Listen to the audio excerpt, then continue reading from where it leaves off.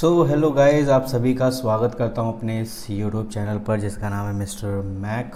और आज की वीडियो जो होगी वो एग्जीक्यूटर लोन अकाउंट की होगी। तो आज हम सीखेंगे एग्जीक्यूटर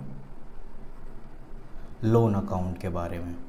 ठीक है, कि एग्जीक्यूटर लोन अकाउंट बनाया कैसे जाता है उसके बारे में आज हम सीखेंगे। तो पहली चीज़, एग्जीक्यूटर होता क्या है। अगर आपने एग्जीक्यूटर के बारे में पढ़ा हो तो एग्जीक्यूटर होता क्या है, सवाल नंबर 1। तो ये आपको डेथ के चैप्टर में मिलेगा, यानी रिटायरमेंट के बाद। और डेथ और रिटायरमेंट में आपको सेम जो है बनाना पड़ता है, ठीक है ना। हाँ, जो चाहे डेथ हो या रिटायरमेंट हो, दोनों में आपको एक अकाउंट बनाना पड़ता है। इसे हम एग्जीक्यूटर लोन अकाउंट के नाम से जानते हैं। और दूसरा जो होता है वो रिटायरमेंट का, तो वो एक तरीके का लोन अकाउंट होता है, सिंपल सा। और ये दोनों जो है सेम बनाया जाता है, ये दोनों ही सेम बनाया जाता है। तो कहीं ना कहीं अगर आप एग्जीक्यूटर का अकाउंट बनाना सीख जाते हो तो आप रिटायरमेंट के लोन अकाउंट भी बनाना सीख जाओगे, ठीक है। तो इसीलिए ये दोनों ही आपके लिए इम्पॉर्टेंट है। पेपर में दोनों में से कोई सा भी आपसे पूछ सकता है, इसीलिए। और ज़्यादा चांसेस आपके एग्जीक्यूटर के होंगे, तो इसको आपने ज़्यादा ध्यान से करना है। पहली चीज़ तो क्लियर हो गई है कि ये एग्जीक्यूटर कौन होता है। तो कहने का मतलब ऐसा है कि जब कोई पार्टनर फर्म को छोड़कर जाता है, ठीक है, फर्म को छोड़कर जाता है, तो अगर वो छोड़कर जा रहा है तो अब उसके पास दो कंडीशन है, नंबर 1, नंबर 2। कहने का मतलब अगर कोई भी फर्म छोड़ करके जा रहा है, छोड़ने के दो ही वजह होंगे, या तो वो रिटायर हो रहा है और या उसकी डेथ हो गई है। दोनों में से कोई एक चीज़ हो सकता है, या वो रिटायर हो गया या डेथ। इन दोनों केस में वो फर्म को छोड़ करके जा सकता है। तो जब वो फर्म को छोड़ करके जाता है तो कहीं ना कहीं उससे कहा जाता है कि भाई देखो, अगर आप फर्म को छोड़ करके जा रहे हो तो अच्छी बात है, वो तो जो पार्टनरशिप डीड में लिखा था वो ठीक है। अब कहते हैं कि आपको पैसे की पेमेंट कैसे करनी है। यानी कि जब ये फर्म छोड़ करके जा रहे हैं तो जो छोड़ने वाले पार्टनर होते हैं, चाहे वो रिटायर और ये डेथ है, ये जो पार्टनर हैं, मान के चलिए किसी नाम दे देता हूँ मैं, चलो मैं अपना ही नाम ले लेता हूँ, मनीष, ठीक है। अगर मैं फर्म को छोड़ करके जा रहा हूँ तो कहीं ना कहीं मेरे जो पैसे इनके पास पड़े हैं फर्म पे, अब उसकी पेमेंट कैसे हो। क्योंकि इन केस ऑफ रिटायरमेंट के केसेस में हम क्या करते हैं, रिटायरमेंट के केस में हम ये करते हैं कि जब कोई पार्टनर फर्म को छोड़ करके जा रहा होता है तो उसके जो कैपिटल होता है उसको, कैपिटल को लोन में कन्वर्ट कर देते हैं। यानी जो रिटायर पार्टनर का कैपिटल होता है उसको लोन में कन्वर्ट कर देते हैं। अब और जो डेथ पार्टनर होता है, जो डेथ पार्टनर होता है, ठीक है ना, जो डेथ पार्टनर होता है उसको हम एग्जीक्यूटर में बदल देते हैं। एग्जीक्यूटर, आई थिंक मेरे ख्याल से बीच वाला ही ठीक है। एग्जीक्यूटर में बदल देते हैं। कहने का मतलब वो भी पैसा जो है एक तरीके का एग्जीक्यूटर को ही पे करना है, तो कहीं ना कहीं दोनोम केस में हमें पे करना होता है। तो फर्म के पास एक है क्या ऑप्शन, नंबर 1, कि पूरा का पूरा पैसा उनको दे दे, जिसे हम बोलते हैं लमसम। यानी जो भी पार्टनर फर्म को छोड़ करके जा रहा है, चाहे वो रिटायरमेंट का केस हो या डेथ का केस हो, तो या तो वो पूरा पैसा ले ले या वो अपने पैसों को कन्वर्ट कर दे लोन में, ठीक है। या इसको मैं कह दूं, लोन ना कह के मैं इसको कह देता हूं, क्योंकि सिंपल सा है। लमसम का मतलब है एक साथ पेमेंट करना। आपको एग्जांपल भी बता दूंगा, उसकी दिक्कत मत लीजिए। लमसम का मतलब एक साथ। और दूसरा ऑप्शन हो सकता है इंस्टॉलमेंट, ठीक है। ये दो केस हो सकते हैं, नंबर 1, नंबर 2। तो नंबर 1, नंबर 2 जो केस हो सकते हैं, तो उन्हीं को 1 बाय 1 अगर हम देखें, एक एग्जांपल देते हैं। ये मिस्टर ए है, ठीक है, और ये चाहे रिटायरमेंट के केस में छोड़ करके जा रहा हो या डेथ के केस में छोड़ करके जा रहा हो, ठीक है ना, चाहे रिटायरमेंट के केस में छोड़ करके जा रहा हो या डेथ के केस में छोड़कर। तो अगर इसका कैपिटल 3.5 लाख रुपए है, इसके अकाउंट में जो बैलेंस, यानी जब हमने पार्टनर कैपिटल बनाया उसमें जो बैलेंस सीडी निकल कर आया वो इतना निकल कर आया। अब फर्म के पास ऑप्शन है कि इसको पूरा का पूरा पे कर दे, पूरा पे करना, ठीक है। अगर फर्म इसे पूरा पे करेगी तो उसको हम बोलते हैं लमसम, ठीक है, इसी को बोलते हैं लमसम। और फर्म पूरा ना पे करके इसका इंस्टॉलमेंट बना लेगी। अगर मैं कहूँ कि 3,50,000 का जो है 70,000 हर साल का इंस्टॉलमेंट होना चाहिए, तो पहला इंस्टॉलमेंट, दूसरा इंस्टॉलमेंट, तीसरा, चौथा और पांचवा। तो पहला इंस्टॉलमेंट 70,000 का गया, दूसरा इंस्टॉलमेंट 70,000 का, तीसरा इंस्टॉलमेंट 70,000 का, चौथा इंस्टॉलमेंट 70,000 और पांचवा इंस्टॉलमेंट 70,000। तो कहने का मतलब टोटल 5 इंस्टॉलमेंट होंगे। और अगर कह रहा है कि नया जी आपको इसके साथ साथ आपको इंटरेस्ट भी पे करना पड़ेगा, तो इन सब का इंटरेस्ट भी आपने जोड़ना है। इसमें इंटरेस्ट के साथ सामने वाले को पे करेंगे 70,000 प्लस इंटरेस्ट, ठीक है। हर साल आपको पेमेंट कैसे भरनी पड़ेगी, 70,000 वो अमाउंट जो हमें देना है और प्लस उसमें इंटरेस्ट। क्योंकि बच्चे इसमें कंफ्यूज होते हैं बहुत, इसीलिए मैं इस चीज़ को क्लियर कर सकता हूँ। क्योंकि आपके दिमाग में यही होगा नॉर्मली कि सर हर साल 70,000 दे तो रहे हैं, तो ये 73,000 कैसे हो रहा है। तो कहने का मतलब ये है कि 70,000 उसे जो नॉर्मल इंस्टॉलमेंट देते हैं वो, और प्लस 3,000 उसका जो इंटरेस्ट बना है वो इसे हमें साथ में देना पड़ेगा, इसलिए टोटल 73 दे रहे हैं। तो इस चीज़ को आपने ध्यान में रखना है और यही चीज़ आगे चलती रहेगी। तो कहने का मतलब क्वेश्चन में लिखा हुआ होगा कि हम इंटरेस्ट के साथ पे कर रहे हैं। अगर क्वेश्चन में नहीं लिखा होगा इंटरेस्ट के साथ पे कर रहे हैं, तो फिर हम नॉर्मल 70,000 70,000 70,000 70,000 70,000 पे कर सकते हैं। अदरवाइज़ क्वेश्चन में लिखा ज़रूर होगा इंटरेस्ट के साथ हमें पे करना है, ठीक है ना। तो ये चीज़ें थी। दूसरा प्रॉब्लम बच्चों का आ रहा है जो मोस्टली वो कह रहे हैं, और डेट की प्रॉब्लम जो होती है, सबसे इम्पॉर्टेंट चीज़ है डेट। डेट की दिक्कत आ रही है कि सर डेट में थोड़ा कन्फ्यूज़न है, तो डेट को थोड़ा सा क्लियर कर दीजिए। तो चलिए मैं डेट को क्लियर करता हूँ। इसके लिए भी हमें कहीं ना कहीं समझना पड़ेगा। डेट के बारे में अगर मैं बात करूं, तो जो भी हमें पेमेंट देनी होगी वो साल के एंड के अकॉर्डिंग ही होगी, ईयरली पेमेंट करनी है। तो अब क्वेश्चन में कन्फ्यूज़न क्या है वो चीज़ चेक करते हैं। पहले सिंपल सा बात कर लें कि अगर वो 30 जून को मरा है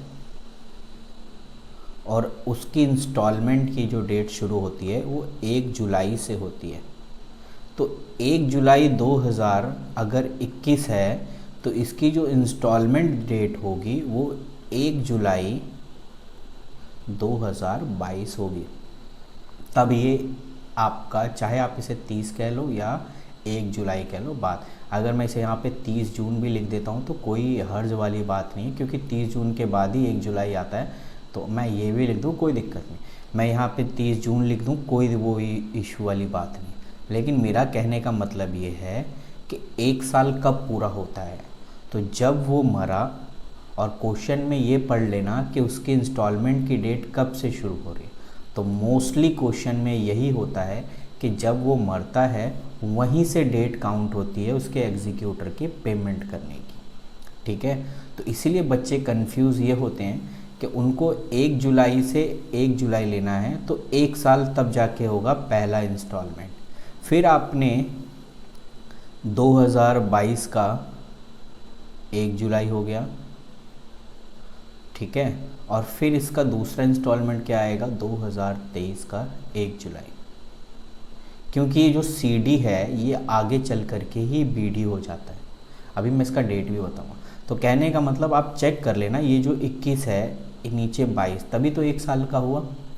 अगर मैं यहाँ 23 लिख देता तो गड़बड़ हो जाती है, 21 से 23 तो 2 साल हो गए।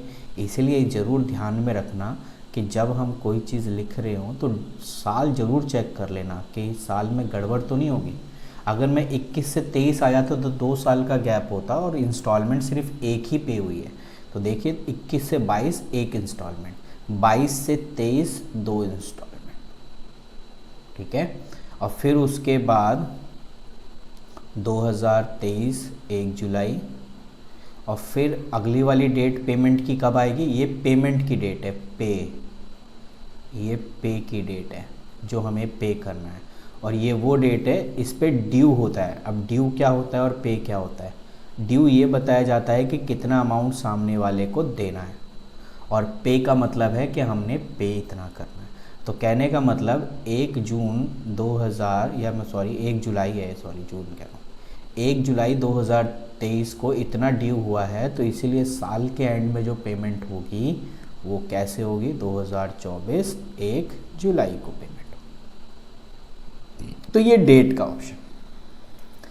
लेकिन जो क्वेश्चन बुक में जो होता है वहाँ पर 2 डेट मेंशन होती है, उस चीज़ को ध्यान में रखना है। ये तो बड़ा सिंपल सा था, अगर आप इसमें देखेंगे तो हमें कुछ नहीं करना, जहाँ से वो मरा है, जहाँ से वो उसके क्वेश्चन में लिखा होगा जहाँ से वो डेथ, अगर सपोज़ करो 1 अगस्त को मरा है तो इंस्टॉलमेंट की डेट होगी, अगर मान के चलो 2023 1 अगस्त को मरा है तो इसकी जो इंस्टॉलमेंट पेमेंट होगी साल का एंड होगा। और आप बताइए 2023 1 अगस्त से लेके इसका एंड क्लोज कब होगा, साल पूरे 12 कब होंगे? अगर मैं 12 गिनूँ अगस्त से लेके अगस्त का पूरा महीना हो गया, अगस्त, सितंबर, अक्टूबर। अब ये बच्चों वाली चीज़ है, थोड़ा सा इसने में ध्यान रखना है। अब मैं ऐसा इसलिए करा रहा हूँ ताकि आप कंफ्यूज रहते हो, इसलिए थोड़ा सा क्लियर। नवंबर, दिसंबर, ठीक है, जनवरी, फरवरी। अब मैं मार्च, अगर मैं ये सोच के चलूँ नहीं जी 31 मार्च को हमारा क्लोजिंग हो रहा है, तो अगर आप गिनो जरा कितने हो गए, अगस्त, सितंबर, अक्टूबर, नवंबर, दिसंबर, 1 2 3 4 5 6 7 8। आप कह रहे हो मार्च क्लोजिंग डेट है तो क्या मैं यहाँ पे क्लोज कर दूँ? नहीं, साल कब होगा, अगस्त से अगस्त लोगे तब, यानी कि अप्रैल, मई, जून, जुलाई, ठीक है, हाँ यहाँ लिख देता हूँ, जुलाई, अगस्त। अब आप गिन लो, पूरे 12 महीने हो गए, 1 2 3 4 5 6 7 8 9 10 11 12, ठीक है। तो कहने का मतलब मेरा ये है कि आप क्वेश्चन में कंफ्यूज मत होना कि फाइनेंशियल ईयर आपका 31 मार्च है तो आप 31 मार्च क्लोज करोगे, नहीं, आपको पूरा 12 महीने ही लेने हैं, ठीक है। तो इस चीज़ को आपने ध्यान में रखना है। अब उसी चीज़ को मैं अब जो बताने जा रहा हूँ उस चीज़ में थोड़ा सा ध्यान में रखिए। क्वेश्चन में लिखा होगा आपका क्लोजिंग डेट, क्लोजिंग डेट कह दो या इसे हम फाइनेंशियल ईयर के अकॉर्डिंग क्लोजिंग डेट के 1 अप्रैल होता है आपका, 1 अप्रैल से शुरू हुआ और 31 मार्च को ख़त्म हुआ, इसे ही कहते हैं फाइनेंशियल ईयर क्लोजिंग डेट। अब वो अगर बीच में मरता है तो उससे फ़र्क क्या पड़ेगा, ये चीज़ को थोड़ा सा ध्यान में, और क्वेश्चन में भी पढ़ लेना कि क्लोजिंग डेट क्या हो रही है। और अगर क्लोजिंग डेट के बारे में नहीं लिखा है तो फिर हम ऐसे भी कर सकते हैं जो मैंने स्टार्टिंग में आपको बताया था कि ये जो इंस्टॉलमेंट की पेमेंट है हम ऐसे डायरेक्ट हम अकाउंट बना सकते हैं। लेकिन अगर उसमें 2 डेट मेंशन है, एक है फाइनेंशियल ईयर वाला कि अकाउंट क्लोज हो रहा है 31 मार्च को, और वो जो मरा है वो 1 जुलाई को मरा है, ये उसकी डेट, ठीक है ना, यानी वो पार्टनर के डेट के बारे में डेट मेंशन कर रखा है कि ये वो तारीख है जिस पे पार्टनर मरा है। अब हमारे पास 2 डेट है, एक तो 31 मार्च क्लोजिंग करने का और एक वो डेट है इस डेट पे मुझे सामने वाले को पेमेंट करना। तो कहने का मतलब यही है कि जो मैं कहना चाहता हूँ कि हमें अब जो क्वेश्चंस करने हैं, क्योंकि हमें पूरे 12 लेने पड़ेंगे, क्योंकि मैंने अभी आपको बताया कि अगर आप पूरा अगर चेक करोगे अगस्त में कोई मरा है तो साल ख़त्म होगा अगले साल के अगस्त में, अगर कोई जुलाई में मरा है तो वो साल ख़त्म होगा अगले साल के जुलाई में। तो इसी तरीके से अगर मैं इस क्वेश्चंस में भी अगर डेट के बारे में बात करूं तो इसका भी यही लॉजिक है कि अगर वो 1 जुलाई को मरा है तो पहले 1 जुलाई से लेके 1 जुलाई से लेके 31 मार्च 31 मार्च तक का इंटरेस्ट पहले निकालेंगे, क्योंकि हमें जो इंटरेस्ट साल का देना होता है। फिर 31 मार्च से 1 जुलाई तक का निकालेंगे, तब जाके ये 12 महीने होंगे। ये मैं आपको बनाना चाहता हूँ। और मेरे ऑफलाइन जो स्टूडेंट थे वो भी जो डेट के अकॉर्डिंग बहुत कंफ्यूज हो रहे थे, क्योंकि अगर मैं जुलाई से लेके मार्च, मैं मार्च बीच में क्यों ले रहा हूँ, क्योंकि ये मेरा फाइनेंशियल ईयर है, क्लोजिंग डेट है, यानी ये मेरा आपका क्या है, क्लोजिंग डेट है कि इस डेट पे मुझे क्लोज़ करना है। ठीक है, लेकिन मैं इंटरेस्ट जो पे करता हूँ वो तो पूरे साल का करूँगा। तो जुलाई, अगस्त, सितंबर, अक्टूबर, नवंबर, दिसंबर, जनवरी, फरवरी, मार्च, यहाँ 9 महीने हो गए और बाकी के 3 महीने यहाँ से शुरू हो जाएंगे, अप्रैल, मई, जून। ठीक है, 3 महीने यहाँ हो गए और 9 और 3 कितने होते हैं, ये आप सभी को पता है, 12 महीने होते हैं। ठीक है, तो ये मत सोचना कि आपने 1 जुलाई से 31 मार्च को डेट दे दी तो इसका मतलब है कि आपका पूरा पेमेंट हो गया। नहीं, ये जो 3 महीने का इंटरेस्ट है उसका क्या करोगे आप, वो भी तो आपको पे करना पड़ेगा ना। तो इसीलिए ये चीज़ मैं आपको बताना जा रहा था कि जो डेट का जो कन्फ्यूज़न रहता है, इस चीज़ को थोड़ा सा आप क्लियर करें। अब मैं इसको एक अकाउंट के अकॉर्डिंग शो करता हूँ और आपको बताता हूँ कि कैसे एक क्वेश्चन को डेट के अकॉर्डिंग कंप्लीट किया जाता है। तो एक क्वेश्चन मैंने निकाला है आपकी बुक से और आई होप आपको ये क्वेश्चंस आपकी बुक में होंगे। और ये क्वेश्चन है अरुण और भीम के नाम से है, अरुण, भीम और नकुल के नाम से, जिसमें भीम की जो है डेथ हो जाती है। ठीक है, और डेथ कब होती है, 31 मार्च को। सबसे आसान क्वेश्चन कहो तो भाई यही क्वेश्चन एक आसान है डेथ के केस में, जब हम ये अकाउंट बनाएंगे कि वो 31 मार्च को मरा है और हमारा जो फाइनेंशियल ईयर क्लोज होता है वो भी 31 मार्च को होता है। तो अपना पता है क्या है, 1 अप्रैल से शुरू करना है और 31 मार्च को आपने पेमेंट कर देनी है। 12 महीने हो जाएंगे डायरेक्ट, यानी बीच में कोई गैप लेने की ज़रूरत नहीं है। तो यहाँ पर यही हुआ है इस क्वेश्चन में कि भीम नाम का व्यक्ति था जो 31 मार्च को मर गया और जब हमने इसका टोटल कैपिटल निकाला एग्जीक्यूटर को पे करने के लिए तो वो बना 2,41,000। अब इस 2,41,000 को उसने बोला है कि 2 एनुअल इक्वली इंस्टॉलमेंट जब बोले तो आप समझ जाना कि इक्वल इंस्टॉलमेंट मतलब हर साल। अब 2,40 का हाफ होता है 1,20,000 और 1,000 का होता है 500। तो कहने का मतलब आपको 2 साल के अंदर जो है पेमेंट करनी है और इक्वल पेमेंट करनी है। तो 2,41 का अगर 2 साल, यानी पहला साल का इंस्टॉलमेंट ये रहा, दूसरे साल का इंस्टॉलमेंट ये रहा, तो आपको इतना पे करना है। पहले साल भी 1,20,500 और 1,20,500। अगर क्वेश्चन में ये लिखा होता कि इंटरेस्ट देना है तो साथ में इंटरेस्ट भी ऐड करेंगे, प्लस इंटरेस्ट। और क्वेश्चन में यही लिखा हुआ है, हमें इंटरेस्ट के साथ इसकी पेमेंट करनी है। और इंटरेस्ट का जो रेट है वो मैं चेक कर लेता हूँ,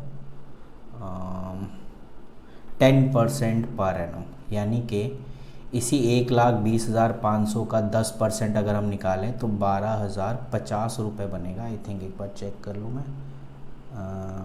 हाँ, वो कह रहा है कि जो बैलेंस अमाउंट बचेगा उस पे लगाना है, इस पे लगाना है, इस पे नहीं लगाना। तो इसीलिए ये जो अमाउंट मैंने निकाला है ये गलत है भाई, तो इस पे हमें नहीं निकालना है, गलत। तो कहने का मतलब मेरा ये है कि मैं जब सामने वाले को पेमेंट करूँगा तो 1,20,500 ये और प्लस इंटरेस्ट जोड़ के लिखूँगा। इंटरेस्ट कैसे निकालना है वो मैं आपको तो ये क्वेश्चन बड़ा सिंपल सा है। मैं कहूँ कि भाई धरती पे सबसे इजी क्वेश्चन डेथ में और ये एग्जीक्यूटर लोन अकाउंट बनाने का तो यही एक क्वेश्चन है, ठीक है ना।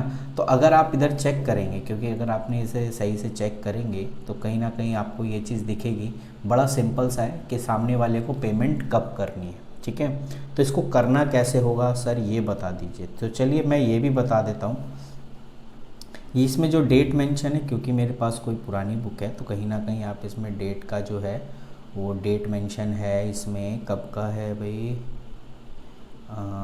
31 मार्च प्रॉफिट फॉर द ईयर अक्ल है और 31 मार्च 2018। ओके, तो इसमें जो डेट के अकॉर्डिंग हम अगर चलेंगे तो 31 मार्च के अकॉर्डिंग ही चलेंगे। तो मेरा कहने का मतलब है कि अब हमें इसे पेमेंट करनी है तो कैसे पेमेंट करेंगे। तो हमने लिख दिया साल 2018 लिखेंगे, अगर 19 में मरता तो 19 के रिगार्डिंग, और फिर नीचे लिखेंगे 1 अप्रैल, ठीक है। और यहाँ लिखेंगे, क्योंकि ये एग्जीक्यूटर लोन अकाउंट है तो हम उस इंसान का नाम लिखेंगे। जैसे यहाँ भीम का नाम है तो मैं लिखूँगा भीम कैपिटल, भीम कैपिटल, ठीक है। आप चाहो तो बैलेंस बीडी भी लिख सकते हो, कोई दिक्कत वाली बात नहीं है। यानी कि सामने वाले को मुझे 2,41,000 रुपये देने, लेकिन एक साथ पेमेंट नहीं करनी है, मुझे 2 अलग अलग इंस्टॉलमेंट पे पेमेंट करनी है जो यहाँ पर है। अब साल का एंड ख़त्म होगा कब? साल का एंड आप कहोगे सर साल ख़त्म होता है 2019 31 मार्च। ये कहीं ना कहीं आपको डेप्रिसिएशन की याद ज़रूर दिलाएगा। बाय इंटरेस्ट, अब डेप्रिसिएशन मत लिख देना, बाय इंटरेस्ट। अब बाय इंटरेस्ट कितने पे लगेगा? तो यहाँ पे यही गड़बड़ मेरे से हुई थी। हमें इंटरेस्ट हमेशा उस वैल्यू पे लगाना होता है जो हमारे पास प्रिंसिपल है, और प्रिंसिपल हमारे पास 241 है। तो कहने का मतलब 2,41,000 पे मुझे 10% लगाना है, 10%, और वो कितना निकलेगा? 24,100, ठीक है। तो कहने का मतलब मेरा जो पहला इंस्टॉलमेंट जाएगा अकाउंट क्लोज करने के बाद, मेरा जो पहला इंस्टॉलमेंट जाएगा वो कितने का जाएगा? वो जाएगा मेरा यानी कि 2019 31 मार्च पहला इंस्टॉलमेंट, जिसको मैं या टू बैंक करके लिख सकता हूँ या कैश करके लिख सकता हूँ, मेरी जो इच्छा होगी मैं उस हिसाब से लिखूँ। एक तो 1,20,500 ये जो कि मैं आपको यहाँ बता रहा था, ये वाला अमाउंट, ये और प्लस ये जो इंटरेस्ट है 24,100 प्लस 24,100, क्योंकि अभी मैंने नीचे बात कर रहा था सामने वाले को जो दूंगा तो ये अमाउंट प्लस इंटरेस्ट दोनों जोड़ करके ही दूंगा। तो एक्चुअली में देखा जाए 1, 20 और 24 वही हो गया आपका 1,44,600, ठीक है। और जब हम इसका टोटल करेंगे तो टोटल अगर हम करें तो ये हो जाएगा 100, और उसके बाद ये है आपका 4 और 1 5 और 4 2 6 और 2,65,000। तो 2,65,100 में से अगर आपका ये पेमेंट हो गया तो बैलेंस सीडी कितना बचेगा? बैलेंस सीडी, तो बैलेंस सीडी आपका बचेगा वही 1,20,500 बचेगा। कब? 31 मार्च को, साल वही रहेगा 2019। अब दूसरे साल पे जाना है तो ये जो सीडी है ये अगले साल का बीडी बन जाएगा, इसलिए मैं यहाँ क्या लिखूँगा? 2019 बाय बैलेंस बीडी। यानी अगर हम अब ये वाली इंस्टॉलमेंट, यानी अब पहली इंस्टॉलमेंट हमने पे कर दी है, अब दूसरी इंस्टॉलमेंट हमें पे करनी है। तो दूसरी इंस्टॉलमेंट के अकॉर्डिंग हम कैसे पे करेंगे? तो दूसरी इंस्टॉलमेंट पे करने के लिए अभी हमारे पास बैलेंस कितना बचा है? 1,20,500, और फिर वही चीज़ ये 1 अप्रैल का है, ठीक है। मैं इसको एक बार मेंशन कर देता हूँ, ये 1 अप्रैल का है, और हमारा साल ख़त्म होगा दूसरा यानी 2020 31 मार्च। हम लिखेंगे बाय इंटरेस्ट, पहले इंटरेस्ट लगाएंगे, और इंटरेस्ट कितने पे लगेगा? अब लगेगा 1,20,500 पे 10%, ठीक है। क्लियर है? तो मैंने क्या किया, जो बचा हुआ अमाउंट होगा यानी जो आपका यहाँ पर जो अमाउंट यहाँ होगा, जैसे यहाँ पे 2,41,000 था, उसी पे इंटरेस्ट लगाना है। अब यहाँ पर 1,20 है तो इसी पे इंटरेस्ट लगेगा, ठीक है ना। तो इस पे इंटरेस्ट लगा 12,050 रुपये, और साल का एंड क्योंकि दूसरा ही क्लोजिंग डेट था तो अब हमें इसे आगे बढ़ना ही नहीं है, 2 साल के अंदर पेमेंट करनी थी, तो पहली पेमेंट हमने ऊपर कर दी। अब हम 2020 में पेमेंट कर रहे हैं, 1 अप्रैल कह दो, 1 अप्रैल टू बैंक, और दोनों को आप जोड़ करके लिख दीजिए 1,32,550, ठीक है, 1,32,550, और पेमेंट भी इतने की ही होगी 1,32,550। कुछ बचेगा ही नहीं, क्यों नहीं बचेगा ये भी देख लेते हैं। मैंने कहा था हर साल आपको 1,20,500 ये और उसका प्लस इंटरेस्ट, और इंटरेस्ट कितना आया 12,050। तो इसका मतलब है अब कोई पैसा बचा नहीं, एग्जीक्यूटर को हमने पूरा 2 साल के अंदर पेमेंट करना था, 2 साल के अंदर पेमेंट कर दिया। अगर बोलता 3 साल के अंदर पेमेंट करो तो मुझे ये सेम डेट के साथ रिपीट करना पड़ता बार बार, ठीक है ना। यानी अगर हम बार बार रिपीट कर रहे होते तो फिर ये चीज़ें क्लियर हो जाती। तो आई होप ये चीज़ें आपको क्लियर होंगी अच्छे से कि मैं डेट में क्यों गया।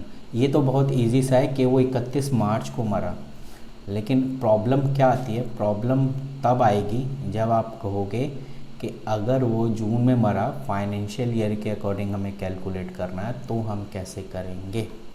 तो इस चीज़ को थोड़ा सा ध्यान में रखना है। तो मैं एक क्वेश्चन उसके रिगार्डिंग भी बता देता हूँ आपको, ताकि आप कंफ्यूज ना हो, ठीक है। वेट, तो ये जो आपके पास क्वेश्चन है, अब इसे डेट के अकॉर्डिंग दूसरी अपने इसे करनी है। अब जैसे कि वही सेम पार्टनर है जिसका नाम भीम था। अब भीम को मुझे 1,00,000 रुपए देने हैं, लेकिन शर्त ये है कि 50-50 हज़ार करके देना है, यानी 2 इंस्टॉलमेंट देनी है। इससे पहले वाले क्वेश्चन में भी 2 इंस्टॉलमेंट देनी थी। लेकिन अब यहाँ पर जो सबसे बड़ी प्रॉब्लम होगी वो ये होगी कि आपका अकाउंट क्लोज़ हो रहा है 31 मार्च को, और वो जो इंसान मरा है वो 30 जून को मरा है।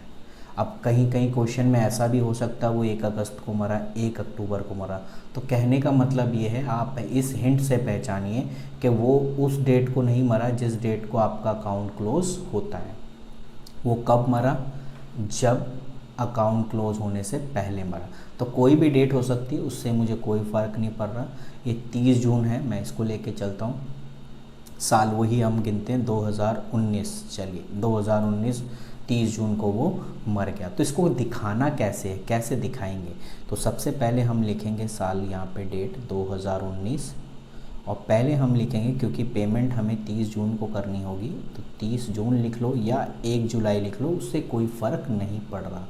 यहाँ लिखेंगे बाय भीम कैपिटल, क्योंकि हम एग्जीक्यूटर का जब बना रहे हैं तो कैपिटल लिख सकते हैं, अदरवाइज़ कैपिटल में कैपिटल नहीं लिखते, ये मैंने बार बार बताया था। तो बाय भीम कैपिटल 1,00,000 रुपये। लेकिन अब यहाँ पर समस्या ये है कि मुझे डायरेक्ट नहीं करना है, क्योंकि मेरा अकाउंट क्लोज़ हो रहा है 31 मार्च को। तो मैं क्या करूँगा, 30 जून से 31 मार्च यानी 2020, 31 मार्च तक का जो है पहले बाय बैलेंस यानी इंटरेस्ट निकालूंगा पहले, इंटरेस्ट, हाँ जी, क्योंकि मेरा अकाउंट क्लोज़ हो रहा है 31 मार्च को, और वहाँ पर भी यही था। लेकिन फ़र्क ये था कि वहाँ पे वो 31 मार्च को मरा था, यहाँ पे 30 जून को मरा है। तो कहने का मतलब यहाँ जो इंटरेस्ट निकालूंगा वो 9 मंथ का निकालूंगा। तो 1,00,000 पे 10%, वो भी 9 महीने का, 9/12, ठीक है। तो इस तरीके से आपने इसको करना होगा। तो 1,00,000 का 10% अगर देखो तो 10,000 होता है, ठीक है। और अगर मैं 9 महीने का निकालने की बात कर रहा हूँ, तो कहने का मतलब मेरा ये है कि 9 यानी 10,000 का 9/12 करना पड़ेगा मेरे को। तो अगर मैं 9/12 करूँ यानी 3 एकम 3, 3 चौक 12, 4 से इसे काटेंगे तो ये हो जाएगा आपका 2500, और 25 दिए 75, यानी कि 7,500 9 महीने का इंटरेस्ट निकला। फिर आप क्या करना, अकाउंट को क्लोज़ कर देना। 1,00,000 और 7500 कितने हो गए, 1,07,500, ठीक है। और ये आप इसको भी आप इधर की तरफ वाला जो है इसको भी आप क्लोज़ कर देना। जैसे जैसे बता रहा हूँ आपने सारे क्वेश्चंस में ऐसे ही स्टेप आपने फॉलो करने, कोई अलग नहीं लेना। और फिर आप यहाँ पर डेट क्या लिखेंगे, वही 2020, 2000 क्या होगा भाई, आजा 2020 और 31 मार्च लिखेंगे, टू बैलेंस CD करके लिख देंगे 1,07,500। अब ये 31 मार्च है, डेट आपने ध्यान रखना है। मैं 31 मार्च तक आ गया हूँ, ये 9 महीने हो गए। अब मैं यहाँ पे वापस से BD आ जा रहा हूँ, 2020 लिखूँगा, 2020 31, या आप कह दो कि इसे 1 अप्रैल कह दूँ तो ज़्यादा बेस्ट रहेगा, 1 अप्रैल, क्योंकि 31 मार्च के बाद बैलेंस बीडी में यहाँ, तो मैं लिखूँगा बाय बैलेंस बीडी कितना 1,07,500। अब जैसा कि मुझे पेमेंट जो करनी है वो 30 जून को करनी है, तो मैं 30 जून को यहाँ लिखूँगा 30 जून। पहले इंटरेस्ट निकालूंगा बाय इंटरेस्ट। देख रहे हो मैंने साल का इंटरेस्ट को 2 टुकड़ों में बांट दिया, यानी 9 महीने का इंटरेस्ट यहाँ लगा। अब मैं 1 लाख का 10% अब 3 महीने का निकालूंगा। अब बोलोगे सर 3 महीने का क्यों? क्योंकि 9 महीने का इंटरेस्ट पहले निकाल चुका, अब 3 महीने का निकालूंगा 2,500। और आप यकीन है आपको इतना तो समझ में आ गया होगा, पूरे साल का इंटरेस्ट 1 लाख का 10,000 होगा। 7,500 पहले निकाल चुका 9 महीने के अकॉर्डिंग, और 3 महीने के अकॉर्डिंग 2,500 ये निकला। ठीक है, ये आपका जो है ये 3 महीने के अकॉर्डिंग। तो कहने का मतलब साल का 10,000 तो हो ही गया, लेकिन फ़र्क ये है कि मैं इसे अलग अलग डेट के अकॉर्डिंग लिख रहा हूँ, जो कि आप कंफ्यूज हो रहे हो। अब मैं क्या करूँगा, अकाउंट को क्लोज़ करूँगा। ये मैंने अकाउंट को क्लोज़ कर लिया। अब ये हो जाएगा 1,10,000। अब ये 1,10,000 में से पहली पेमेंट मुझे कर देनी है, और कितनी पेमेंट करनी है क्या लिखूँगा मैं लिखूँगा 2020। ठीक है, 30 जून लिखूँगा टू बैंक या कैश, कुछ भी लिख सकते हैं आप। तो मैं यहाँ पे बैंक ही लिख देता हूँ। कितनी इंस्टॉलमेंट जाएगी, 50,000 की इंस्टॉलमेंट ये, और उसका इंटरेस्ट 10,000। तो कहने का मतलब मुझे सामने वाले को 60,000 रुपये देने होंगे, यानी कि 50,000 उसकी इंस्टॉलमेंट और 10,000 उसका इंटरेस्ट। तो 1/10 में से 60,000 जाएगा, तो बैलेंस सीडी जो बचेगा वो बचेगा 50,000। और डेट क्या होगी, डेट आपकी हो जाएगी वही 30 जून। और आप देखिए ये वापस से यहाँ 30 जून से 30 जून, देख रहे ये 2019 है, 30 जून से 30 जून एक ही साल हुआ है अभी। बस ये जो बीच में जो मैंने 2 इंटरेस्ट लगाए हैं ना, वो इसलिए लगाए हैं कि पहले 9 महीने का और फिर 3 महीने का। और इसकी वजह ये है कि वो इंसान बीच में मरा और अकाउंट क्लोज़ हो रहा है 31 मार्च को। तो मैंने क्या किया, तरीका दोबारा बता देता हूँ। मैंने तरीका किया, पहले मैं 30 जून से लेके